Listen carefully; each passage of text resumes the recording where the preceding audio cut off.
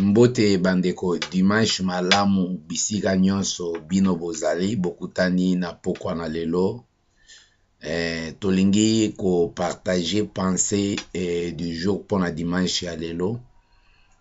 Pona bandeko na biso nyonso balandaka biso na internet bisika nyonso za na ba Facebook. Tolingi ko utiliser ba moyen oyo po ete bénir pe biso. Et puis bandeko nyonso aza kolanda biso tango nyonso bakoki kosala toujours ba commentaire na bango comme partage. Toza wana pona ko partager pona ko s'édifier moko na moko. Alors liboso na nyonso tolingi tozwa lipamboli eza libondeli to bondela bisika nyonso bozali parce que na moment oyo ba musu peut-être va se retrouver baza malade. Bamususu baza na ba problème, bamususu baza na ndenge mais tolingi to utiliser média oyo lokweza communication na baninga nyonso baza kolana na YouTube ezala na ba Google Plus et puis na ba média différents que ezala lipamboli pona tuna na biso to utiliser yango pona ko finga te pona ko tonga te mais to utiliser yango pona destruction te to utiliser yango pona ko bakisa un plus na kati ya bomo ya bandeko et surtout ba oyo ba accepter biso lokola baninga bazwa quelque chose ou eza très important pona tuna na biso. Voilà tokobondela Nzambe. Papa nani mususu oyo akelaki biso oyo tokoki kozongisa miso na biso epai na ye eza kaka yo Nzambe. Na moment oyo naza kobondela eza na bandeko na Afrique na mokili mobimba baza na ba projet baza na ba makambo ya ndenge na ndenge to ba pasi ba maladi bisika nyonso. Loboko na nga eza mokuse me nayebi ete Nzambe loboko na yo ezali molai pona ko simba bisika nyonso moto aza kolanda ngai na moment oyo kokende ko bikisa ye miraculeusement. Oyo aza na kimia te na kati ya motema na ye azwa kimia na kombo na Yesu Kristo. Oyo aza na ba projet d'avenir tuka ete ba projet ekokisama na kombo na Yesu Kristo. Seigneur, tuka ete message oyo tokopesa ezali pamboli na bisika nyonso bandeko bazana kimia te bisika nyonso bandeko bazali koluka solution parce que solution ezali bobele oyo akelaki mokili ezali yo Nzambe na biso. Nzambe yo mutokelaki biso oyebi destiné na biso oyebi mission pe ba chemin au tracé pona biso na se na moi na kanisi makambo nyonso eza na se na maboko na yo yango to consulter yo na kombo na Yesu Kristo. Amen. Bien-aimé, merci pour na kolanda biso lisusu. Tika ete libondeli ezala lipamboli. Nazali kofongola teme moko o ezali important et surtout pour na ba mikili ya Afrika ezala partout bisika ba guerre ezali ko salema bisika ba corruption et to bisika makila eza kotanga par-ci par-là. Nalingi kofongola temo ezali très important et que toko partager yango lelo et kozala seulement une introduction. Je pense bien que thème na biso oyo toko partager pendant tous ces moments en tant que lipamboli kouta na mboka ya Afrique pe na mboka ya Congo esika biso touti bien-aimé dans le Seigneur. Nazali ko kene na cas particulier na cas ya Congo Kinshasa. Bisika kani guerre, to bisika kani problème ezali ko se passer à tout moment à ce qui concerne ba richesse o ezali na se ya mabele.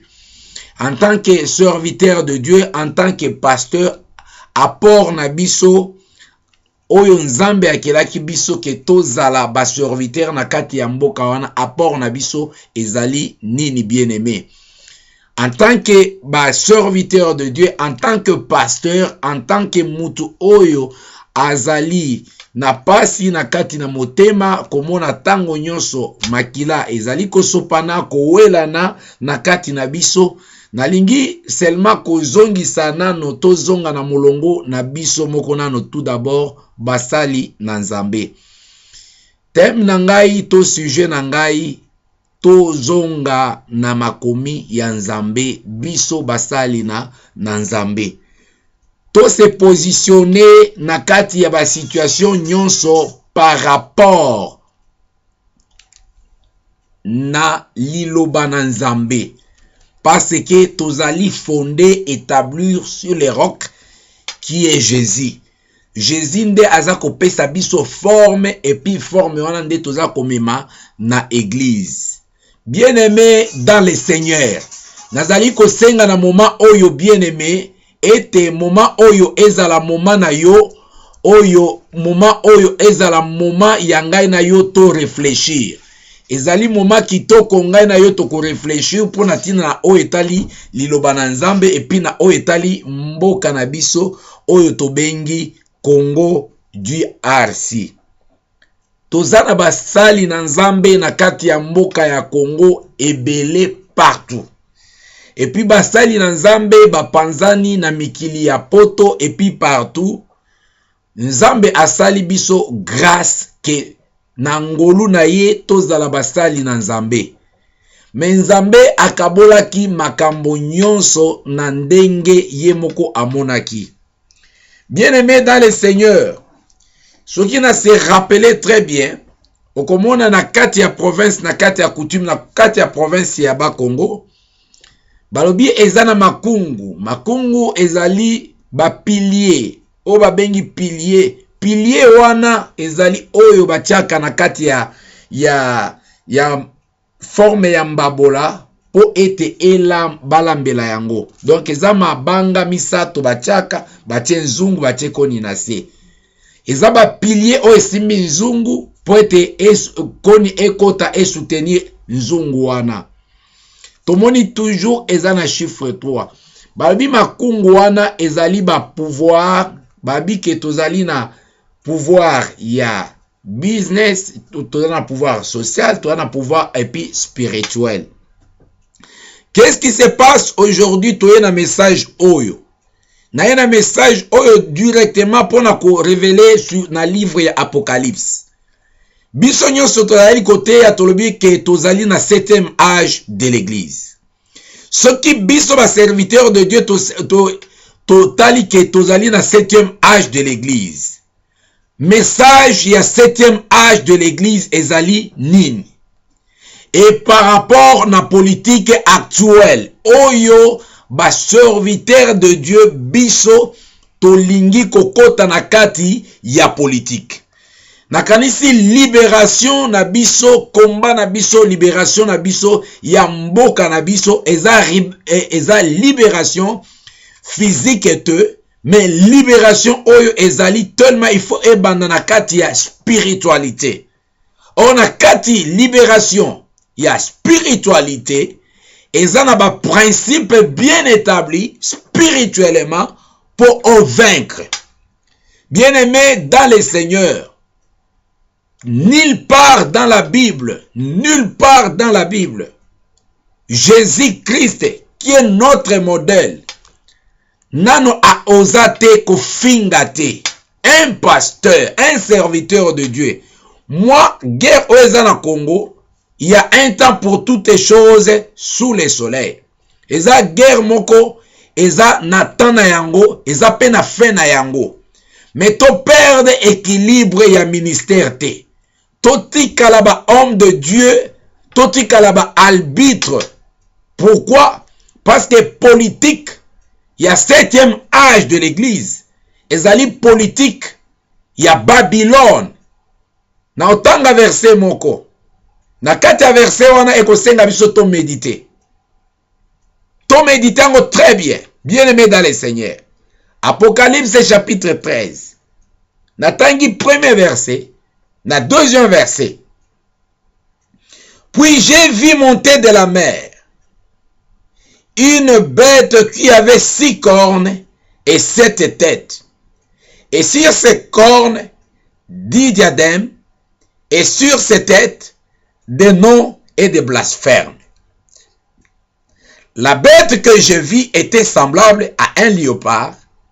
Ce pied était comme ceux de l'ours et sa gueule comme une gueule de lion. Les dragons lui donna sa puissance, son trône et une grande autorité. La bête qui monte de la mer. Tout comprendre message il y a 7e âge. Et tout comprendre politique il y a 7e âge. Nani oyo azali acteur principal ya politique ya 7e âge. C'est là où il y a les problèmes. Total la chronologique biblique. Tozana tango nini. Agissement na biso ekozala nini. Na 7e âge, politique ezali dominé na dragon. Dragon apesi pouvoir na ye na bête. La bête qui monte de la mer. Soki na lingi na matamuke na révélation. La mer représente la population. Eli koloba na katikati ya batu, na katikati ya population, ekozala na nyama moko oya komata. Me nyama wana komata, bapesi e pouvoir wana na nani? Na dragon. Me mission ya dragon ezali nini? Église de Dieu, serviteur de Dieu. Mission ya dragon ezali défini na Jean chapitre 10, verset 10. Et toko identifier yango na ba oyo ba uti komata bête oyo auti komata ye wana mati likolo toko mona mosala koya kosala toko identifier ndenge wana. Maintenant pour combattre, qu'est-ce qu'il faut faire? La 7e âge de l'église, l'ange qui vient a dit sortez des milliers de mon peuple pour ne pas participer à ces iniquités, à ces péchés, parce que ces péchés se sont accumulés. Bazako ça la politique ya koboma. Bazana makila. Yo pasteur au PCP candidature au koti na kati na bango. Yo pasteur au tiki église au komi pe na kati ya parti politique. Yo pasteur mutotangi sakabatuke kofinga ezali mabe au komi kofinga. Pourquoi? Pour la libération. Il n'y a pas une personne qui peut libérer. Parce que Bible le dit que rien ne peut arriver sur la terre sauf que ezali décision ya Nzambe te. Alors lokola Nzambe azali na contrôle ya makambo nyonso. J'ose croire que les hommes de Dieu sont mieux placés ya kosolola na muto oyo amandataki bango to utiliser force physique na biso te en tant que serviteur. Il y a des gens oyo baza na front oyo baza kobunda physiquement baza tobengi bango ba politicien basala combat na bango physique ya maloba ndenge basalaka. Mais tandis que nous combat na biso ezali mosusu. Notre combat est de libérer le Congo sur le plan spirituel. Pourquoi je dis cela?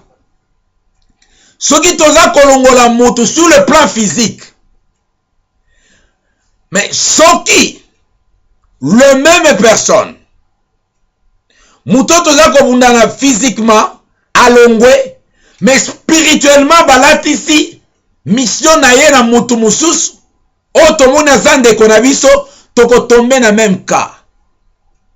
La délivrance, la libération doit être premièrement spirituellement.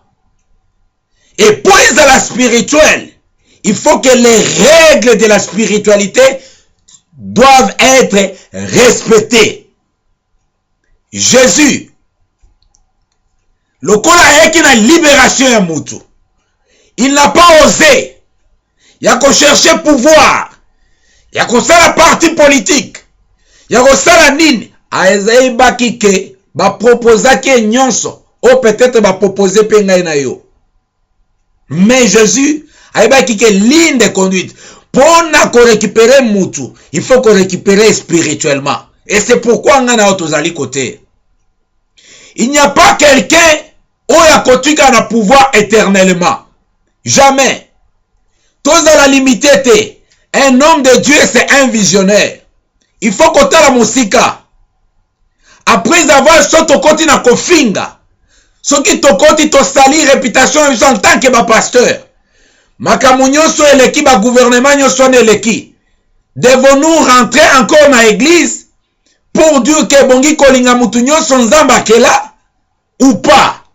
Qu'est-ce que nous sommes en train de créer? Nous sommes des modèles. Nous sommes des sels sur cette terre. Tous ces pères d'été. Restons à genoux. Restons à genoux. Dieu est au contrôle. C'est Dieu qui nous a donné le Congo. C'est Dieu qui nous a donné cette nation. C'est Dieu qui a permis ce qui arrive dans notre nation. Rentrons chez Dieu. Voyons ce que nous avons commis comme péché.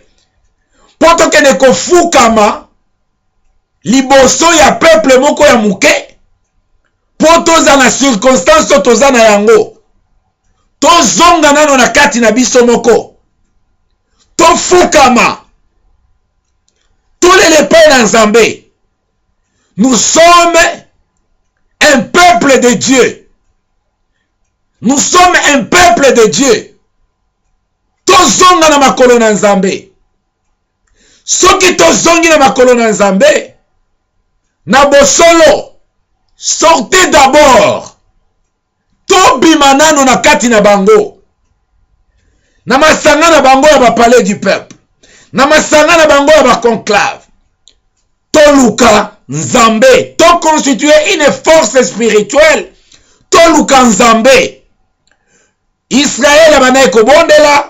Kobunda, Josué na mission mosusu na front, na armée, mais ba Moïse, Aaron, na Hur, bazaki na prière. Ce qui biso batu ya prière, ba leader, ya prière, totiki prière, tokomi na média kofinga ba politicien yango, kofinga bobo na boye. Nous avons dévié notre mission nous confiée par Dieu. Nous confiée par Dieu. Dieu nous a établis pasteurs, les autres dans les pays étrangers. Nous ne prêchons pas seulement les Congolais. Nous prêchons toutes les nations. Et notre vision, c'est pour libérer toutes les nations. Je pense bien que Kaya Congo, batu baza kozinisa Congo, premièrement, ezali biso basali na Nzambe. Totamboli ndenge nini.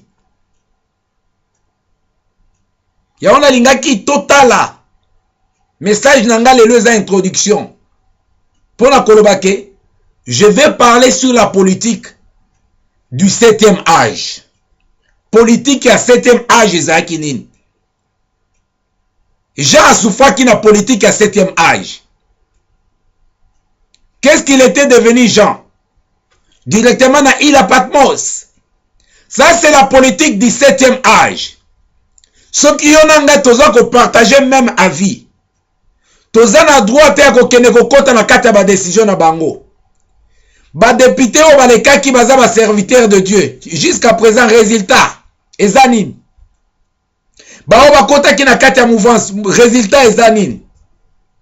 Qu'est-ce qu'ils ont changé là-bas? Vous ne changerez rien. Vous serez toujours influencé par leurs décisions. Qu'on s'essuie à cause de l'argent, à cause de y a luxure, à cause de ma fonction, qu'on s'essuie. Restons dans la vision du Seigneur Jésus. Restons dans l'église. Prions notre Dieu. Ba o basa ba combattant physique, ba ke na front basa la combat physique. Tout soutenir ba on a kati ya prière. Parce que nous sommes là pour donner des orientations. Pas seulement na ba o basa ko diriger les lots. Même na ba o ba diriger lobby. Parce qu'avant un étranger, nous avons passé 32 ans. Il y a souffrance. Mais il y a moins de cannabiso. Il nous a fallu des prières. Je me souviens à Kinshasa. Totelemi journée mon babaki ke bongi to bonde là. À midi juste tout le monde. Nous allons nous arrêter partout où tu es. Vous allez prier pour le Congo. À ce moment-là, Isaki Zahir. Parce que la souffrance, le peuple voyait vraiment la souffrance. Et rien ne marchait. C'est pourquoi je dis ceci. Cette guerre est plus spirituelle par rapport à la guerre physique que nous voyons. Parce que diable, a koki ko latisa mususu, mais aza mwana mboka mais latise bozabu lo koleka lisusu. Tokoganga lisusu parce que toza libéré spirituellement. Guerre na biso ezali contre une personne te, contre mutu nyonso aza diabolisé pour na ko faire souffrir peuple ya Nzambe na kati ya mboka ya Congo. Azala même na nationalité ya congolais, azala même congolais, mais si c'est un diable à ko poser ba même cas, à ko répandre makila parce que va recevoir pouvoir na bango et pas ya bête et pas ya dragon. Alors notre combat maintenant est avec les dragons et avec la bête. Voilà, j'ouvre les combats. Na pambo libino dimanche kitoko penza ezali ebandeli soko za na réaction comment ekozala malamu mingi to combattre, to cibler dragon, to cibler bête. Parce que akola tapé pour son mususu. Ba pasteur nyonso bakenanga mo mouvance échec. Yo personne lingo kende o continuer tokolokota o lisu lobby. So lingi peut ça la parti politique, so ça des parti politique. Nous avons notre parti. Notre parti c'est Jésus-Christ. Nous avons notre parti. Totika kosala kitente na kati ya musala na Nzambe. Ou bien tu es serviteur, ou bien tu es politicien. David était roi, mais pendant que David était roi, pendant que Saoul était roi, Samuel était l'homme de Dieu dans les temples. Tout à l'ango bien, tout compliqué. David était serviteur de Dieu. David, oui. C'est un roi choisi par Dieu. Mais Nana Bondela qui pour la Tunanaï, il avait toujours un serviteur. Au Azaki na kati ya temple, au banda ko coordonner makambo Nzambe. Samuel était là. Samuel était là. Qu'on combinait les deux ensemble était. Qu'on combinait les deux ensemble était.